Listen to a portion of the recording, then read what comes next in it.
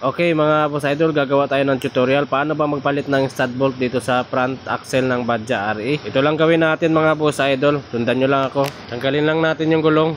Next naman ay tanggalin natin yung cap dito sa kabila, no. Gagamit tayo ng flat screw mga boss idol. Pupukin lang natin yung flat screw para lumuwag yung takip, no. At pwede na nating sikwatin. Next naman ay gamit ang 17 na socket. Tatanggalin natin yung nut ng axle. Pwede nating manumanuhin mga boss idol, or pwede din natin gamitan ng power tools. At hindi ko muna tinanggal yung brake drum, no, para mahawakan ko sa kabila.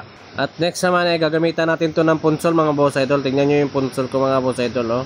Matulis yung dulo. So dito natin itatapat yung dulo ng punsol mga boss idol sa butas ng axle. Itapat lang natin yung matulis na dulo ng punsol sa axle para mapukpok natin siya ng maayos at hindi siya kakalas. Medyo may katigasan po yung axle mga boss idol at kailangan natin ng pirsahang pukpok para matanggal natin yung axle.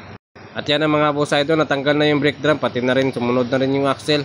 At dito sa front axle ng Badja RE mga boss idol, naka-welding yung kanyang stud bolt. At yan yung tatanggalin natin mga boss idol. Okay pa yung kanyang stud bolt pero papalitan natin ng mahaba. Mahabang stud bolt yung gagamitin natin dahil magpapalit si idol ng mugs. Kaya kailangan natin itong palitan. Unang gagawin natin mga boss idol, grinderin lang muna natin yung naka-welding na stud bolt. At ganito na yung magiging itsura mga boss idol pagkatapos natin grinderin, no? Iwasan natin matamaan yung ihi na axle mga boss idol, ha. Next naman ay pwede na nating pukpukin yung mga lumang stud bolt para matanggal. At ganito na yung itsura niya mga boss idol. Natanggal ko na rin yung natirang naka-welding. At ngayon naman ipapataw natin siya dito sa kanyang brake drum bago natin ipasok yung mga bagong stud bolt. Ang purpose po niyan ay para make sure tayo na naka-align ng maayos yung mga stud bolt bago natin weldingin.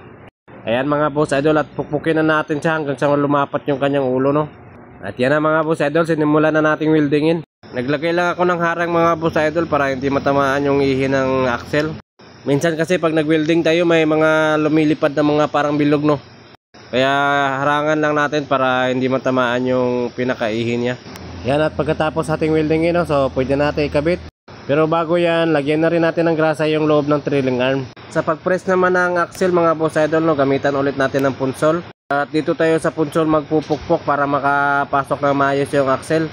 Yan, at pwede na natin testing yung brake drum. Ayan mga boss idol, swak na swak. At ito naman yung ikakabit niya mga boss idol na mugs, no. Dito kasi sa mugs ng Badja RE ay kailangan natin ng mahabang stud bolt dahil hindi natin pwede maikabit yung mugs pag gamit lang yung lumang stud bolt kasi maiksi lang yun. Kaya kailangan nating palitan ng medyo mahabang stud bolt. Balik naman tayo dito sa kabila. Lagay lang natin yung kanyang washer at yung kanyang lock nut. Sa lock nut naman mga boss idol, mano-mano lang muna yung pagkabit. Huwag natin diretsuhin sa power tools, baka ma-disalign yung threads ng ng axle.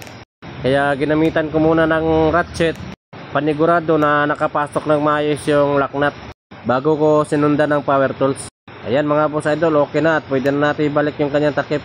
Takip naman, no, so pinupukpok lang yan para makapasok na maayos.